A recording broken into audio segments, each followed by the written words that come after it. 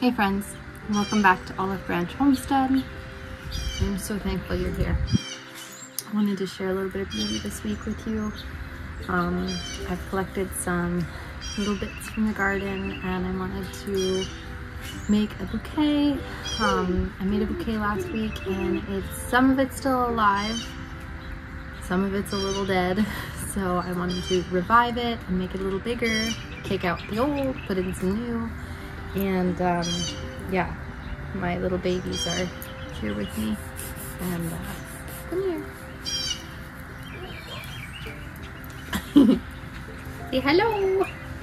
Little Aurora is 6 months old now. It's hard to believe. Where's the time going? Where's the time going? So yeah, I hope you enjoy this vlog, and I'll give a little garden update at the end. Things are really starting to come alive. My seedlings are doing well. I've done some transplanting. I have more up potting to do that I'll share with you. So yeah, enjoy the rest of this vlog.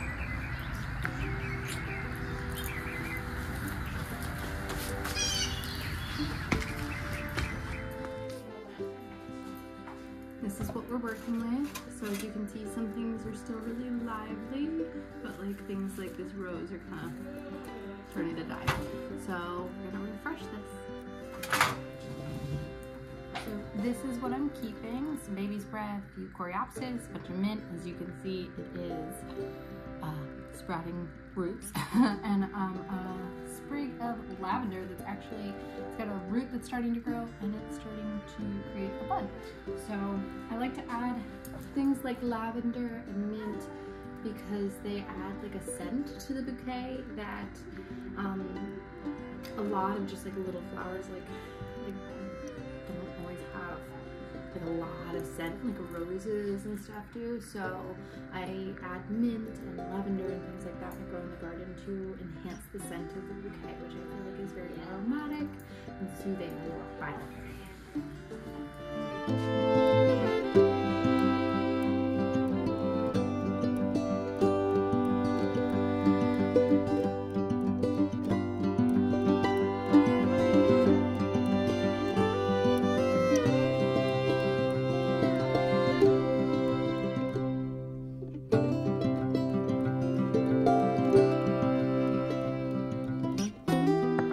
Here you have it. I really like these mint. They kind of became very floppy, so we'll see how they do. These are the old mints, so you can see how, you know, very happy they are with their roots in the water. The lavender right there. I was able to save the baby's breath. So here's my first attempt. Things perk up when you get them in the water, so things might perk up and I'll want to change the arrangement a little bit and shift it around. I want to keep everything in water, but not everything has really long stems, so have to be mindful of how long everything is, and that can kind of sometimes dictate the placement of stuff in the bouquet with a home garden bouquet. But yeah, there it is. Smell through the screen the beautiful smells coming from this little vase.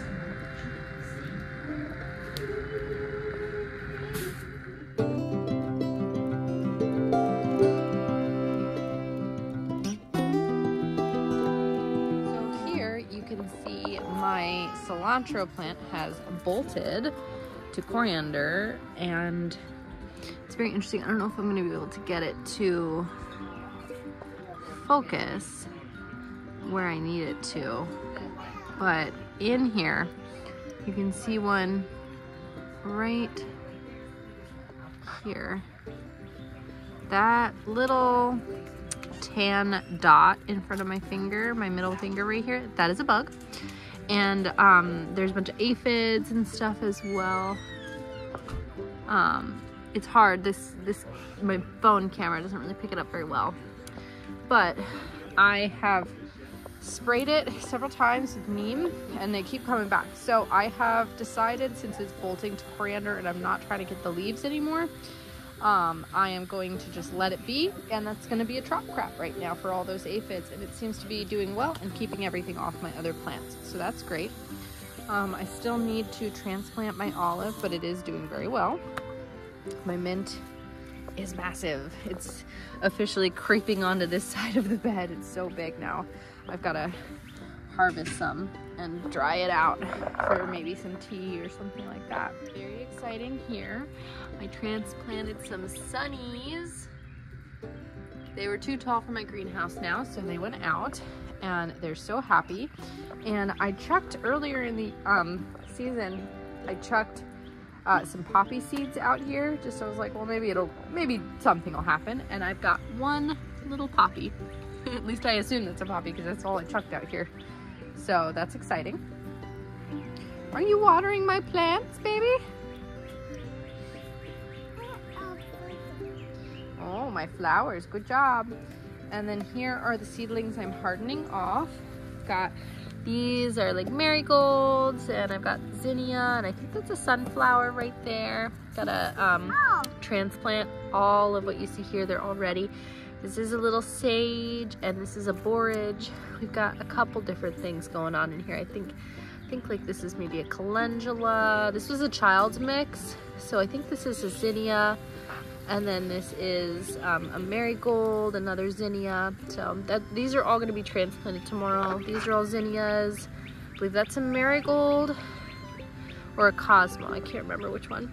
These are cosmos. This is a sunflower. These two are hollyhocks. Sunflower, sunflower, sunflower. So very excited. Those are all going to be transplanted tomorrow. And then my seedlings in here. Very exciting.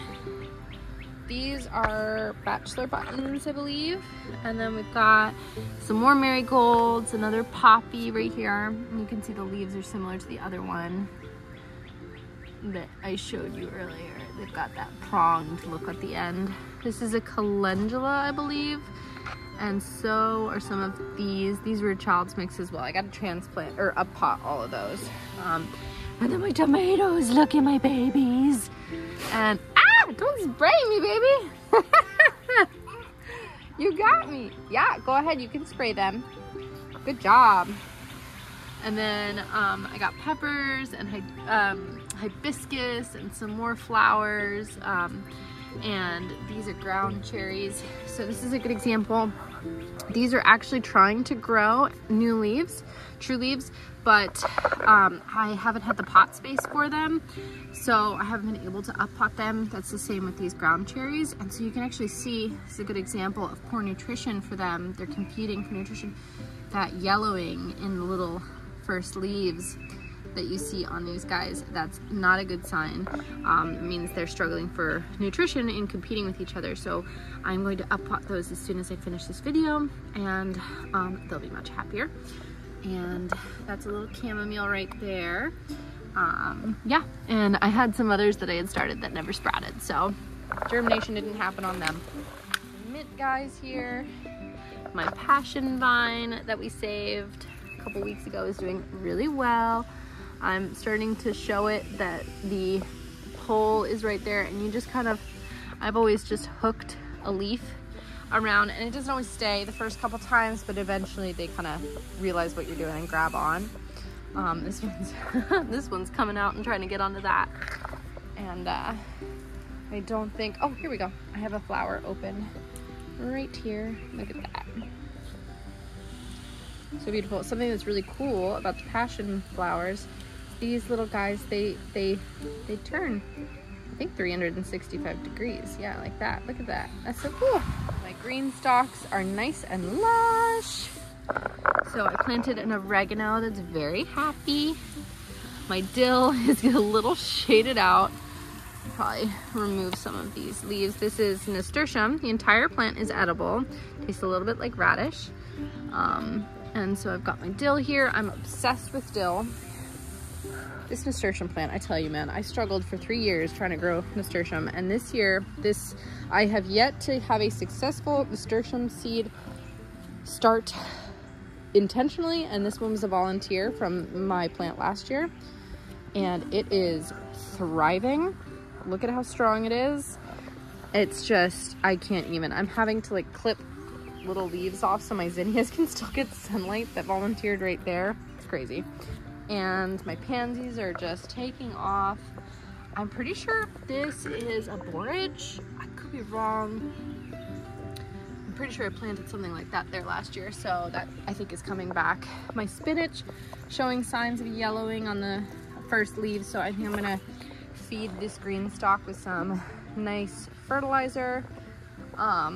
Look at little clover. Good job, baby. You're doing so good. Keep going. So yeah, I'm gonna harvest probably this cluster soon. Very excited. My chamomile is doing really well. And this chocolate mint is very happy. Very, very happy. I just love brushing this because it just smells so good. All my carrots doing really well. They're super happy. Some of them I thinned really thin and some of them I didn't, just to kind of see what the pockets do well with, and I'm just thinning as I continue to go.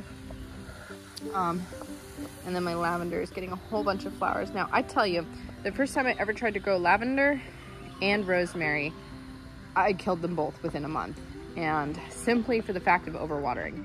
And this is the first year I've ever successfully grown lavender or rosemary, so I'm very happy. This is its second season with me, this rosemary, and it is doing really well. I don't know what that is. I'm gonna take it out.